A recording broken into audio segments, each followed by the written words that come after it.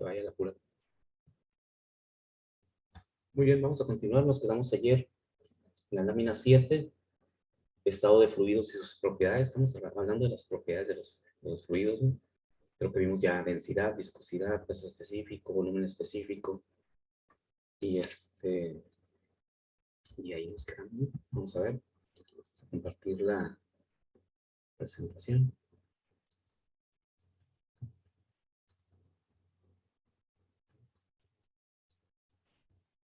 Mecánica de fluidos. Teoría del medio continuo, creo que lo explicamos también, ¿verdad? O va a salir aquí. Clasificación de los fluidos, tipo de flujo, flujo laminar, flujo turbulento, flujo interno, flujo externo, flujo comprensible y flujo incompresible. Ideas nada más, ¿verdad? Conceptos de comportamiento y propiedades de los fluidos, es en lo que estamos, ¿no? Y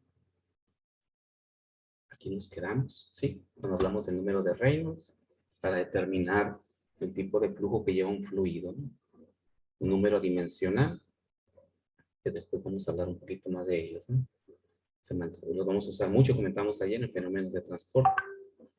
Y unos de ellos aquí, principalmente el de Reynolds, porque se requiere para definir qué tipo de flujo lleva un fluido, si es laminar o turbulento. Y si es en transición, pues también lo definimos, ¿no? Comentamos que los flujos en transición no son muy utilizados en los procesos porque pues como no son estables, no hay un control en el flujo, pues suele ser muy complicado hacer cálculos o manejar este tipo de procesos, ¿no? El flujo de transición.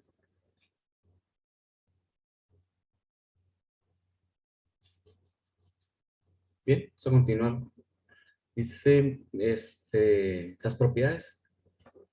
¿Qué tipo de propiedades tienen los fluidos? Sabemos que tenemos dos tipos de propiedades, ¿verdad? De forma muy general.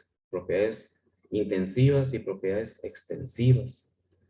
Y las propiedades, pues, suelen ser aquellas características que me definen el estado de un sistema, ¿sí? Tenemos propiedades fundamentales como son la presión, la temperatura y el volumen, propiedades de un fluido. Lo trabajamos mucho en otras materias, ¿no? Termodinámica, balance. Siempre tenemos que definir el estado de un fluido en función de sus propiedades. Las propiedades que existen bastantes, ¿no? Las más usuales son presión, temperatura y volumen. Porque me determinan el estado del fluido, ¿no? Por eso se llaman propiedades de estado termodinámico o propiedades de estado del fluido, ¿no? Y comentamos que las propiedades pueden ser intensivas o extensivas. ¿Cuáles son las propiedades intensivas? ¿Cómo se definen las propiedades intensivas?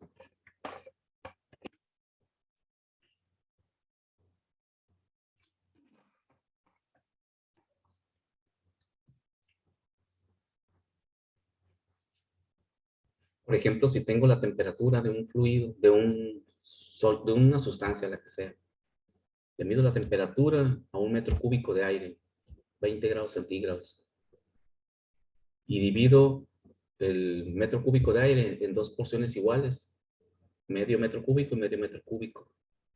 La temperatura cambiará para ahora mis dos sistemas independientes, o mis dos sistemas que generé a partir de un solo sistema. La temperatura cambiará, tendrán diferente temperatura. ¿Va a ser la misma temperatura que no? Es la misma temperatura. Entonces, esa es una propiedad intensiva o extensiva. ¿La temperatura es una propiedad intensiva o extensiva? Es intensiva. Intensiva, ¿ok?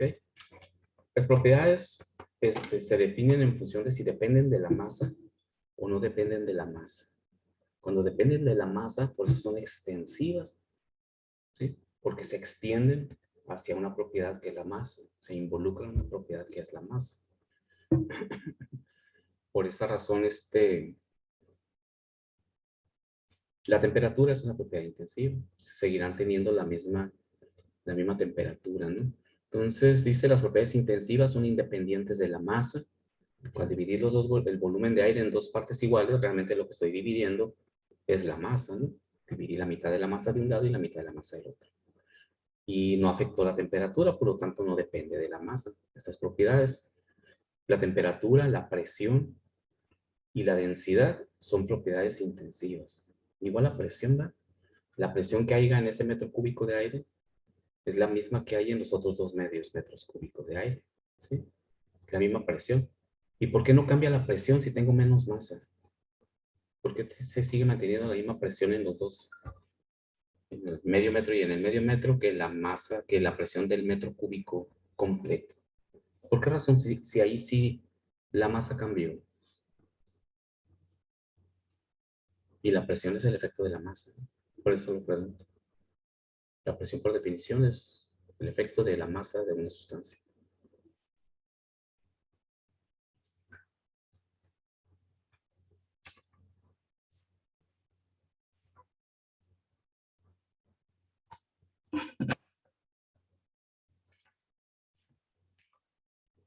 ¿Sí cachan? ¿Cuál será la causa por la cual se mantiene la misma presión a pesar de que cambió la masa?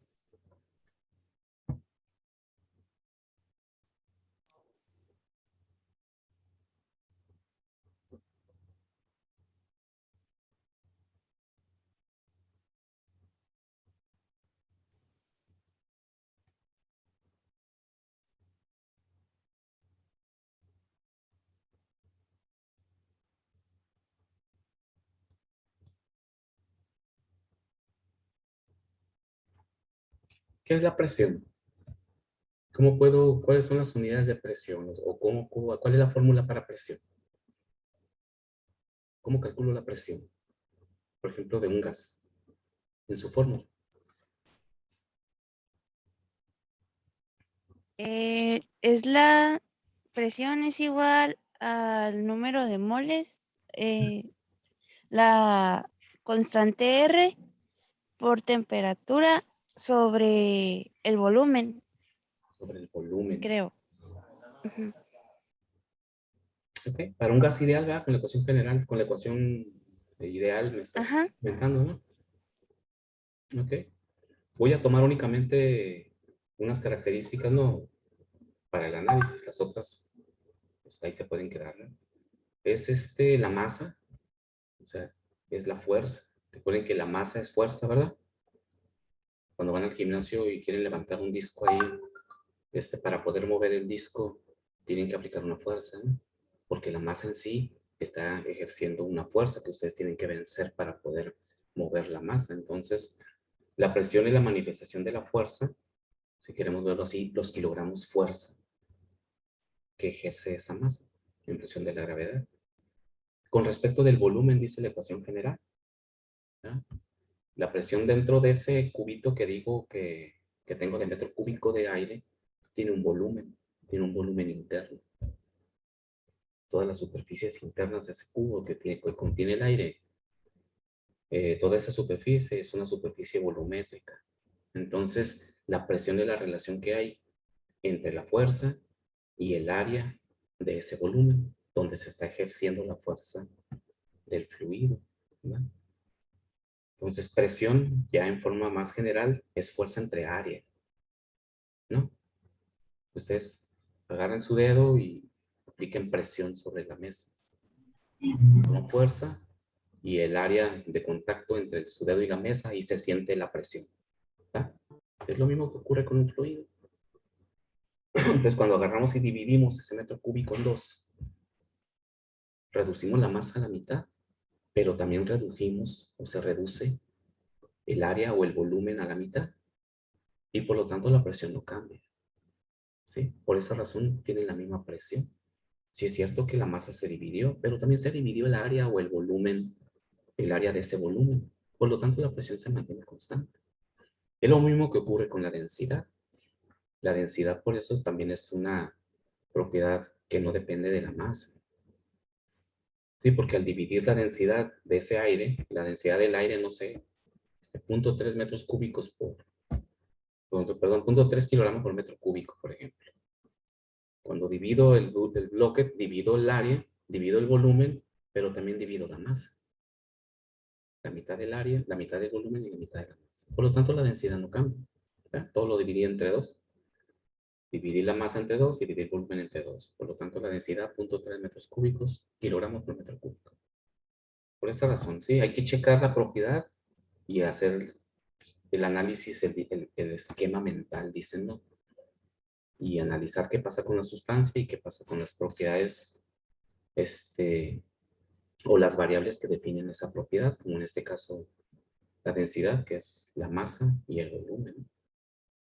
Entonces, nos dice las propiedades extensivas son aquellas cuyos valores dependen del tamaño o extensión del sistema. Aquí sí dependen de la masa. La masa total en sí es una propiedad extensiva, se autodefine ella misma, ¿no? El volumen total, la cantidad total de movimiento son ejemplos de propiedades extensivas. Fíjense, la cantidad total de movimiento, ¿no? En el transporte de lo que estamos viendo en fenómeno de transporte, ¿no? La cantidad total de movimiento es la cantidad de flujo de un fluido. Dependen de la masa. En general se usan letras mayúsculas, dice, para denotar las propiedades extensivas. La masa es una de las excepciones, ¿no? Recuerden que la masa siempre usamos la letra minúscula, independientemente de cómo la estemos analizando, y si la analizamos como que ella misma se autodefine como una propiedad extensiva, pero usamos siempre la letra minúscula. ¿Okay? Pero normalmente utilizamos las letras mayúsculas para las propiedades en forma total. Si recuerdan, es el volumen minúsculo, el volumen total, la letra mayúscula. La entalpía chiquita, que depende, y la entalpía grandota, ¿no? Cuando ya lo afectamos por la masa, sacamos la entalpía grandota. La afectamos por la masa, depende de la masa. Si recuerdan que, por ejemplo, la entalpía 20 kilojoules por kilogramo, entalpía chiquita. Cuando ya la afectamos por la masa, ya depende de la masa, lo multiplicamos por la masa y nos queda la entalpía grandota. ¿Ok? Entonces la entalpía grandota depende de la masa. ¿Cuánta masa había? ¿1 kilo, 20 kilos, 30 kilos? Se vuelve una letra grandota, ¿no? Las letras mayúsculas siempre nos indican que esa propiedad está siendo afectada por la masa. Depende de la masa. Eso, pues, es algo simplemente que hemos usado mucho. Dice, las propiedades extensivas por unidad de masas también se denominan propiedades específicas. Pues sí, ¿no? Recuerden el volumen específico. El volumen específico es el volumen con respecto de la masa. Depende de la masa. Algunas propiedades, ejemplos de propiedades específicas son el volumen específico, precisamente aquí lo dice, volumen entre la masa, y la energía total específica. ¿Sí? La energía total entre la masa pues nos da la energía pequeña, ¿no? Igual las otras propiedades termodinámicas, todas tienen el mismo análisis, ¿no? Dependen de la masa o no dependen de la masa. O cuando ya los afectamos por la masa, pues ya se vuelven valores totales extensivos. ¿Sí? Entonces, eso simplemente como recordatorio, ¿no? El medio continuo, pues también ya lo platicamos, creo que en fenómenos de transporte, ¿verdad? El medio continuo, como una propiedad, eh, pues es una idealidad, comentamos, ¿verdad? Es una suposición, una hipótesis que hacemos, de hecho se denomina teoría de medio continuo, ¿no? En donde las propiedades de las sustancias se mantienen constantes a lo largo de todo el proceso. ¿Qué propiedades? Pues las que vimos ahorita, ¿no? Las propiedades que pueden ser intensivas o pueden ser extensivas. Pero se mantienen en forma estable, por eso hablamos de sistemas en estado estable o en sistemas en medio continuo. Y es una suposición. Si mi proceso cambia demasiado, comentamos, ¿no? Si las propiedades que estoy estimando varían demasiado dentro de mi proceso, entonces sí vamos a tener una diferencia entre el resultado obtenido y el resultado esperado. Pero cuando resolvamos problemas de ese tipo, pues tendremos que hacer los ajustes o las correcciones necesarias para estimar ese error que pudiéramos tener por considerarlo como un sistema en estado estable, ¿no? Pero ya lo veríamos en los problemas. ¿Cuáles sí y cuáles no? Pero la mayoría lo resolvemos así, ¿no? Sistemas en estado continuo, sistema en estado estable. Muy bien, otra propiedad que hay que recordar su manejo, ya la han trabajado bastante, pues es la presión y específicamente la presión de vapor. Como vamos a trabajar con fluidos, el fluido líquido, un fluido líquido tiene siempre una temperatura de saturación. Si recuerdan cuáles son las propiedades de saturación, son aquellas propiedades en las cuales a partir de ese punto mi sustancia va a tener un cambio de fase. Si el líquido saturado, a partir de ese punto se va a empezar a convertir en vapor. ¿Hasta dónde? Hasta llegar a vapor saturado. Y a partir de ese punto de vapor saturado, si sigo avanzando hacia adelante en el incremento de temperatura, va a pasar a vapor sobrecalentado. Ya no va a cambiar de fase, pero cambian las propiedades de mi fluido. Y hacia atrás empezaría a cambiar hacia líquido, en el sentido inverso, ¿no? De vapor saturado hacia líquido saturado. Recuerden la campana. Entonces, la presión de vapor es una variable, una propiedad muy importante en el manejo o en la mecánica de fluidos. ¿Por qué? Porque los fluidos, al movilizarlos y al manejarlos, al actuar sobre de ellos, podemos cambiar sus propiedades de tal forma que el fluido se vaporice en condiciones en las cuales no esperaríamos que se vaporizara, ¿sí? O sea, recuerden que un fluido puede hervir a bajas temperaturas, a bajas presiones. Si reduzco la presión, el fluido hierve. Y al decir hervir, puede hervir y tomarle la temperatura y tener una temperatura de 20 grados centígrados y estar hirviendo el agua, ¿no? Podemos hacer eso. Si no, tomen agua y métanla en una cámara de vacío y esa cámara de vacío está en el aire. O sea, una bomba de vacío, pues. Si mi recipiente es transparente y estoy con una bomba de vacío extrayendo el aire, vamos a observar que el agua empieza a hervir y la temperatura 20 grados centígrados y está hirviendo. Eso se le denomina a ese cambio de fase, cuando la presión cambia y se reduce en un transporte o en un manejo de un fluido. Al decir manejo es cualquier operación que haga con él. Se le denomina cavitación. El equipo que mueve ese fluido decimos que cavita, ¿sí? Los equipos que se utilizan para el manejo de fluidos, cuando hablamos, ahorita vamos a hablar más que nada de fluidos líquidos, ¿no? Realmente nuestro tema se centra más a fluidos líquidos que a fluidos gaseosos, ¿sí? Son las bombas, ¿no?, para manejar fluidos líquidos. Un líquido lo muevo con un compresor abierto que se llaman bombas. Un compresor cerrado es para comprimir gases. Aquí es un compresor abierto porque tiene una entrada y una salida, pero estoy dentro de los engranes de la bomba o dentro del propelente de la bomba o la turbinita de la bomba. Realmente lo que estoy haciendo es comprimir el líquido y darle velocidad. Eso es lo que hace la bomba. Pero sigue siendo un compresor, la bomba, un compresor de sistema abierto se llama. Y si dentro de esa bomba baja la presión, el fluido va a hervir a temperatura baja.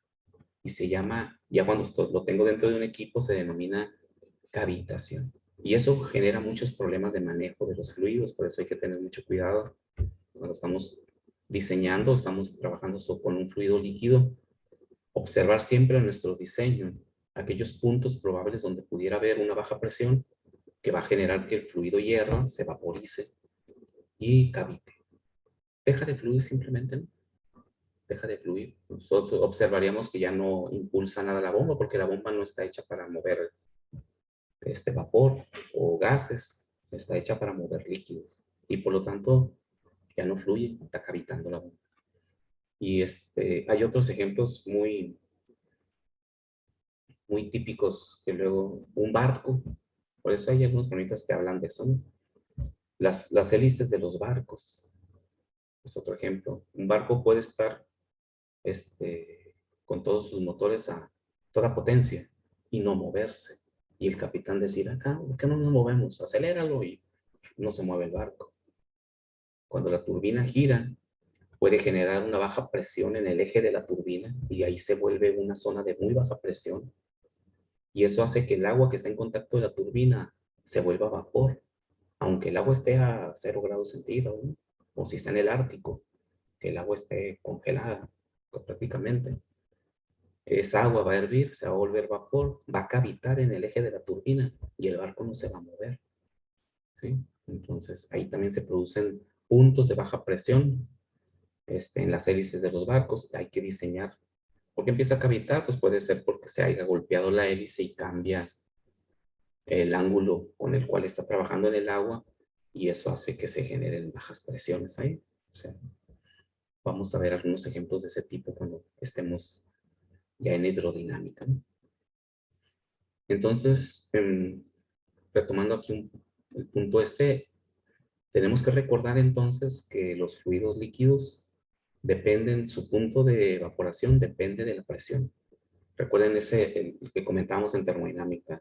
Para una presión siempre hay una temperatura de saturación. Es decir, que para una presión siempre hay una temperatura la cual va a cambiar de fase. La palabra saturación me indica que va a haber un cambio de fase. O al revés, para toda temperatura hay una presión de saturación, ¿sí? Entonces depende. El fluido hierve dependiendo de la presión. Dice, y aquí pues retomamos la imagen de las tablitas de propiedades del agua, ¿no? Porque como el agua es uno de nuestros principales fluidos de trabajo en mecánica de fluidos, pues aquí tenemos la tablita y nos dice aquí como referencia, dice, está adecuadamente establecido que la temperatura y la presión son propiedades dependientes para las sustancias puras durante los procesos de cambio de fase. Lo que les comentaba ahorita, ¿no? Para una temperatura siempre hay una presión y para una presión siempre hay una temperatura. Son propiedades dependientes. Y existe una correspondencia 1 a 1 entre sus propiedades. A una presión determinada, la temperatura a la cual una sustancia pura cambia de fase se conoce como temperatura de saturación. De manera semejante, pues lo mismo, ¿no? Que comentamos ahorita. Así, por ejemplo, sabemos bien que a 100 grados centígrados o a una atmósfera de presión, no es fácil visualizarlo así, el agua hierve a 100 grados centígrados. Entonces, comentábamos, ¿no? ¿Dónde hierve más rápido el agua? ¿Aquí en Obregón o en la Ciudad de México? ¿Dónde hervirá más rápido el agua? ¿Aquí o en la Ciudad de México?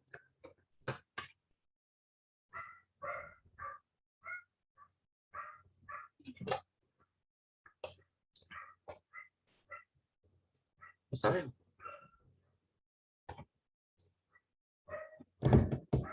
Aquí, profe, Y tenemos más tecnología. aquí, Gabriela, en Ciudad Obregón. No es cierto. No México, sé, no creas que te estoy insinuando que está mal, ¿no? ¿Qué dicen tus compañeros? ¿Quiénes te apoyan de tus compañeros? ¿Dónde hierva más rápido el agua? ¿Aquí o en la Ciudad de México? La pregunta, para poderla resolver, pues hay que analizar, ¿no? Si sabemos que la temperatura depende de la presión y la presión depende de la temperatura, pues hay que ver aquí, hay que analizarla como la variable que cambia es la temperatura, lo que quiero estimar, donde hierve más rápido, ¿no? Hay que revisar la presión. ¿Dónde hay más presión, aquí o en la Ciudad de México?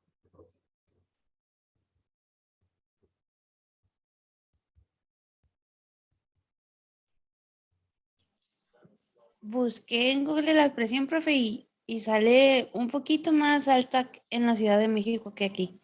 ¿Sí? ¿Qué presión hay en la Ciudad de México? Es 1021 pascales, creo. No está en 2021, no está en bares, en milibares. Tu dato, No, me aparecen pascales. Pascal, 1021 Pascal.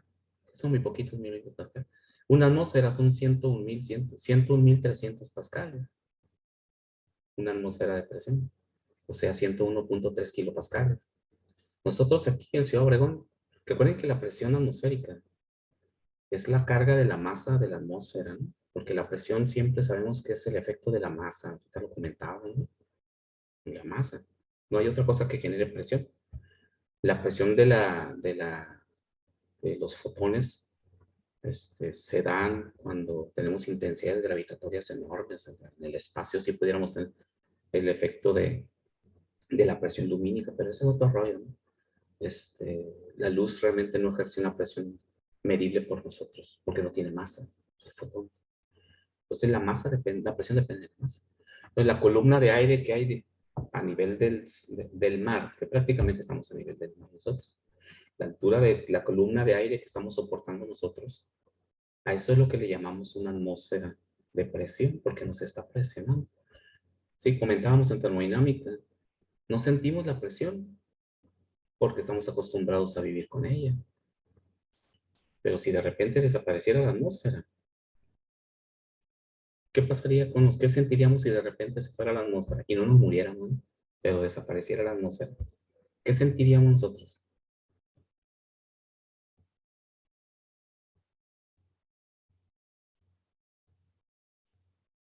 Nos volviéramos ligeritos. Aplastado. Ah, no. No, ahorita estamos aplastados por la atmósfera. Pero no lo sentimos. Recuerden cuando hicimos el estudio de la presión por la termodinámica, creo. Comentábamos que nosotros, cada persona, va a depender mucho de qué tan robusto está mirándolo de arriba hacia abajo, ¿no? Qué tanta área tiene. Si está muy gordito, pues, tiene más área mirándolo de arriba, ¿no? Hacia abajo. Cada uno de nosotros soporta entre 400 y 500 kilos de peso de la atmósfera, pero no lo sentimos. Y lo estamos cargando, ¿eh? Agarran y cargan un saco de cemento que pesa 50 kilos.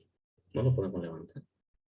Y como si soportamos 300, 400, depende si estás delgadito, pues es menos masa, ¿no? Porque tienes menos superficie, pero ¿cómo no sentimos esos 300 kilos, 400 kilos que estamos cargando? Esa es la presión atmosférica.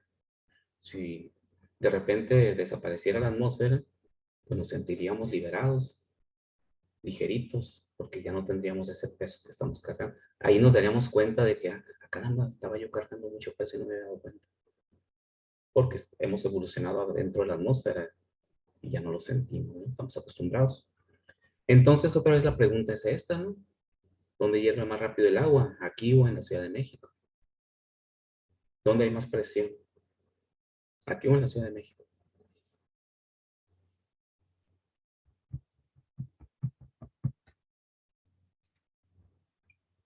Piñuelas, ¿mantienes tu postura o tu... No, profe, era broma. Sí, es al revés, ¿no? La Ciudad de México está más arriba, pues. Mientras más alto subimos, menos capa de aire tenemos arriba de nosotros, ¿no? Simplemente súbete al techo de tu casa. La distancia que hay entre el piso a donde termina la atmósfera es mayor que la distancia del techo de tu casa a donde termina la atmósfera. Donde termina la atmósfera es un punto fijo. Tiene una circunferencia alrededor de la Tierra en función de la gravedad, que es uniforme, entonces es una circunferencia perfecta. Lo que cambia es aquí abajo. Cuando vamos a la Ciudad de México, subimos, ¿no? Ahí vamos subiendo la sierra, ¿no? Y sentimos los oídos y el malestar de que vamos subiendo, ¿no? Allá en México la gente soporta menos peso de la atmósfera porque está más alto. Por lo tanto hay menos presión. Tienen menos presión. ¿Sí? Entonces, ¿dónde va a hervir más rápido el agua? Pues en la Ciudad de México. ¿Sí? Con menos energía. Va a necesitar menos calor para hervir. Y si sigo subiendo y me voy al Everest, allá más rápido hierve el agua. Menos energía necesito para que hierva. Porque está, ¿cuánto tiene el Everest? Como casi 8,000 metros de altura, ¿no? Está rozando arribita, ya muy cerquita de la atmósfera. La atmósfera aquí donde tenemos el aire son como 10 kilómetros. Entonces, prácticamente el Everest está rozando. Por eso los que van al Everest tienen que llevar oxígeno para vivir porque se mueren. Porque ya no hay oxígeno ahí. Muy poquito. La atmósfera es muy livianita, muy chiquita. Ahí no pones el agua y 60 grados centígrados y ya está hirviendo. 40 grados centígrados, le pones un termómetro y ya empezó a hervir el agua. ¿Ah? Porque no hay presión, muy poquito. Entonces, eso es lo que ocurre. Y eso también ocurre en nuestros sistemas de manejo de flujo, porque podemos provocar dentro de un sistema de flujo que baje la presión interna y el agua va a hervir. ¿Sí? Entonces, para cada temperatura corresponde una presión de saturación y al revés. Eso no se nos debe de olvidar. Dice, a esa presión de saturación que vemos en las tablas termodinámicas. Por ejemplo, aquí está, ¿no? La utilizamos mucho cuando vimos termodinámica. A 100 grados centígrados tenemos una presión de saturación de una atmósfera 101.3 kilopascales, 101.300 pascales. Y vemos que si la presión se reduce, por ejemplo, si vamos, supongamos que en el Everest la presión ande, no sé, en 7.38 kilopascales, el agua va a hervir a 30 grados centígrados, bueno, a 40 grados centígrados, ¿sí? Hierve más rápido, requiere menos energía. Eso significa que si se quita la presión, todo se vuelve vapor, ¿no? Si se quita la presión. En otras palabras, si mantenemos el ejemplo que decíamos ahorita de que de repente por alguna catástrofe mundial la Tierra perdiera su atmósfera, dicen que una posibilidad sería que una supernova de esas que están cerquitas de aquí de nuestros sistemas planetarios hiciera explosión. El efecto de la supernova, la fuerza y la masa que arrojan, arrebataría la atmósfera de la Tierra, se la llevaría, nos quedaríamos sin la atmósfera y ni cuenta nos íbamos a dar. Pero nos íbamos a dar cuenta porque nos íbamos a volver vapor, ¿no? Inmediatamente vaporizamos. Todo el líquido que tenemos en nuestro cuerpo, el 70% que somos de agua, se volvería vapor en un instante. Entonces de eso moriríamos, ¿sí? Vaporizados. Porque como no hay presión, no podríamos existir porque somos agua. Tendríamos que volvernos vapor. Por eso recuerden cuando veíamos termodinámica, la Tierra tiene agua porque tenemos atmósfera. Si no hubiera atmósfera, el planeta no tendría agua. ¿Por qué Marte no tiene agua? Porque su atmósfera es es como el 5% de nuestra atmósfera, es lo que tiene Marte. Marte en las películas nos presentan así como que hay mucho viento, y en las películas fantasiosas de Hollywood se ve la atmósfera así como si estuviéramos en la Tierra. No es cierto. La atmósfera en Marte es muy delgadita, es el 5% más o menos de nuestra atmósfera. Quiere decir que si aquí son 101.3 kilopascales, allá en Marte son 5 kilopascales de presión atmosférica. Sí, tiene una atmósfera muy pequeña. Por eso no hay agua. Si ustedes van a Marte y liberan un pomo de agua, se vuelve vapor inmediatamente. Porque el agua se mantiene como líquido a una atmósfera a 101.3 kilopascales. Por lo tanto, en Marte no puede existir el agua. Entonces, eso que no se nos olvide, ¿no? El comportamiento de un fluido en función de sus propiedades termodinámicas, que son la presión y la temperatura. Y el volumen, pues depende de eso, ¿no? De ahí ya pues relacionamos el volumen. Entonces, a esa presión de saturación que estamos acostumbrados a manejar, ahora la vamos a conocer como presión de vapor, como dice aquí, ¿no? La presión de vapor es esa misma presión de saturación, ¿sí? Porque se convierte en vapor, la sustancia. Dice la presión de vapor, porque nosotros vamos a trabajar con presiones de vapor, de una sustancia pura se define como la presión ejercida por su vapor en un equilibrio de fases, con su líquido a una temperatura. Es la misma, pues. Si yo tengo un recipiente cerrado y tengo agua adentro, y esa agua se empieza a vaporizar, el vapor va a empezar a llenar el recipiente vacío, donde no hay líquido, ¿no? Y hasta dónde se va a evaporar el agua, hasta que la presión en el sistema de vapor esté en equilibrio con la presión en el sistema líquido. O sea, la presión entre las dos fases sea la misma. O sea, no se va a evaporar más agua que le permita el espacio libre que tenga el recipiente, y cuando ya no pueda acomodarse una molécula más de agua en el espacio libre, pues llegamos al equilibrio. Entonces ahí medimos la presión y decimos que esa es su presión de vapor a las condiciones de mi sistema. Entonces es la presión de saturación, pues, pero la conocemos como presión de vapor porque coexiste en mi sistema, ¿no? Si visualizamos la Tierra como ese recipiente que les menciono, la presión de vapor en la atmósfera es en la Tierra, en el medio gaseoso, la presión de vapor. Visualiza el océano y la presión que tenga el vapor arriba es de una atmósfera. O sea, la misma presión de saturación es su presión de vapor. ¿Sí? Entonces, es como si fuera el recipiente, como si la Tierra fuera ese recipiente lleno con agua y un espacio lleno de vapor, ¿no? Entonces, se debe tener cuidado, dice, de no confundir la presión de vapor con la presión parcial. La presión parcial se define como la presión de un gas o un vapor en una mezcla de otros gases. ¿Ok? Sí. Un ejemplo de esto es la presión, el aire es una mezcla de gases, ¿no? Hidrógeno, nitrógeno, perdón, y oxígeno, en su mayoría. Y la presión que tenemos aquí a nivel del mar es una atmósfera. ¿Cuál es la presión del oxígeno en ese aire? ¿Quién me dice cuál es la presión del oxígeno en el aire? ¿Quién, quién se acuerda cómo estimarlo o quién conoce el dato? Es más fácil recordar cómo estimarlo, ¿verdad? Que el dato. ¿Cómo puedo saber cuál es la presión del aire, del oxígeno en el aire? Cuando el aire se encuentra a una atmósfera de presión. A eso se le denomina presión parcial. Y hay que tener cuidado de no confundirla con la presión de saturación o con la presión de vapor. A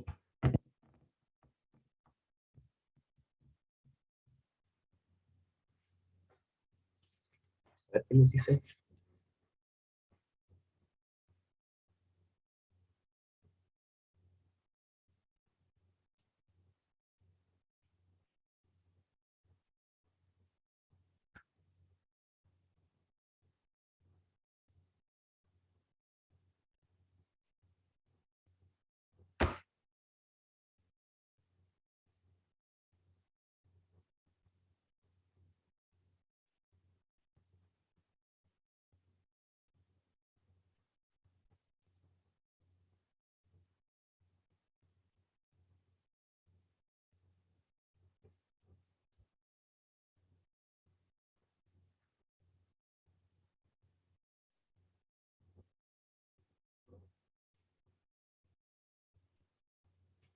¿Qué lámina nos quedamos?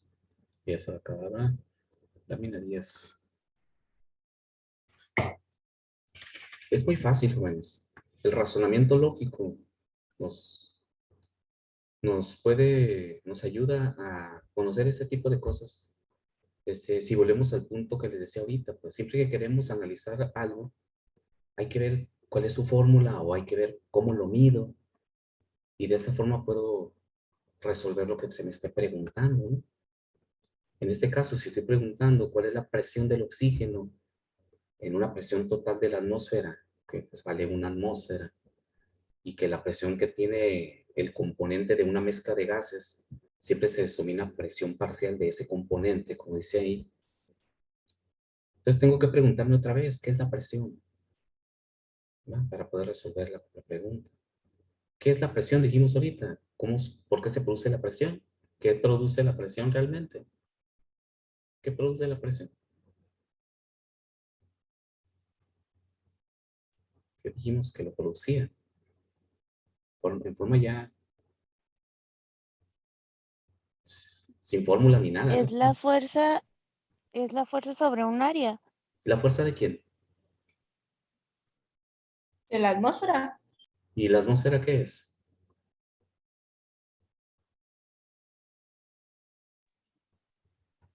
La masa. No se les olvide eso. La presión es el efecto o se produce porque lo produce la masa, la materia. Ahorita les comenté. La luz no produce presión porque no tiene masa. Todo lo que tenga masa genera una presión. Ahorita están ustedes sentados ahí, están ejerciendo una presión sobre su asiento, que tienen masa. Si no pesaran ustedes, no hubiera presión. Entonces la presión, así, de forma muy general, pues es el efecto de la masa sobre una superficie, ya lo medimos como presión. Cuando esa fuerza la mido contra la superficie en donde se está ejerciendo esa masa, está ejerciendo fuerza esa masa, a eso es lo que conocemos como presión. Por eso la presión es igual a la fuerza, y la fuerza, pues si no hay masa, no hay fuerza. por área, ¿no? Presión es igual a fuerza entre área. Entonces, la presión parcial del oxígeno en la atmósfera, pues es la masa de oxígeno que tiene la atmósfera. ¿O no? La presión de una atmósfera es el aire. Y el aire es la mezcla de dos gases. Y la suma de los dos es una atmósfera. La presión que están ejerciendo entre los dos es una atmósfera. 101.3 kilopascales. Si quiero saber cuál es la presión parcial del oxígeno en el aire, pues necesito saber, bueno, ¿qué es presión? ¿Es la masa o la fuerza que ejerce la masa por el área? El área aquí o el volumen no nos interesa la masa nada más. Sabemos que el volumen pues, es el mismo, ¿no? Si divido la masa, divido el volumen, o sea, el volumen que ocupa esa masa. Mi dato interesante, mi dato importante es la masa. Y si yo sé cuánta masa tiene el aire, pues esa es su presión parcial. ¿Sí? ¿Cuál es el contenido de oxígeno en el aire? 21%. El 21%.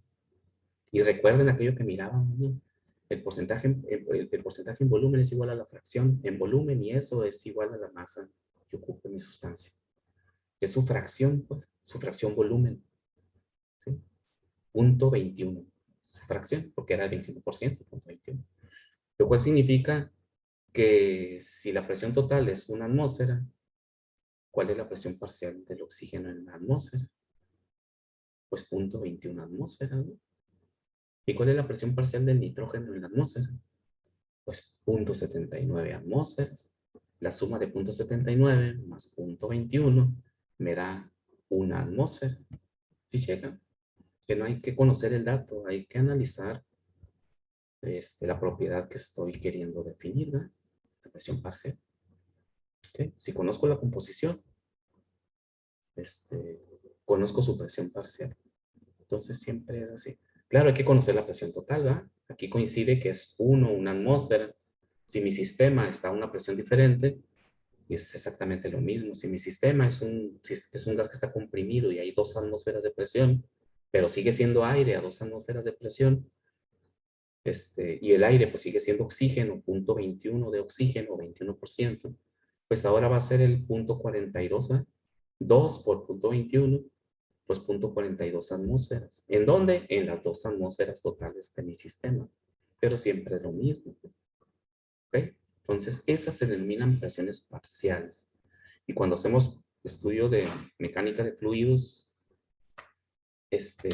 luego por ahí nos encontramos con las presiones parciales en mi sistema y no hay que confundirlas con las presiones de vapor o las presiones de saturación, que son lo mismo. ¿Sí? Muy bien, jóvenes, ¿alguna pregunta de esto? Estamos recordando, ¿verdad? Todo lo que en algún momento ya vimos, ¿no? Para poder entrar a la segunda unidad de competencia, que es donde vamos a empezar a trabajar ya con hidrostática, ¿no? Que son puras presiones. Muy bien.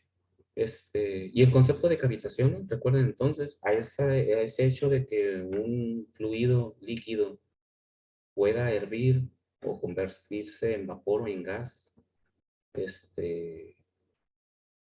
cuando se reduce la presión del sistema, se denomina cavitación dentro de un sistema de manejo de fluido, ¿no? De almacenamiento o de transporte de fluido.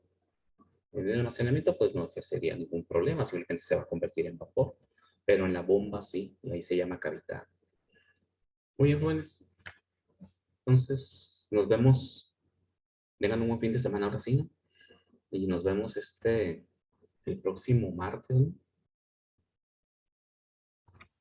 Gracias, profe. Hasta el martes. Hasta el Gracias, martes. profe. Bye. Igual. Cuídense, nos vemos. Gracias, profe. De nada, bye.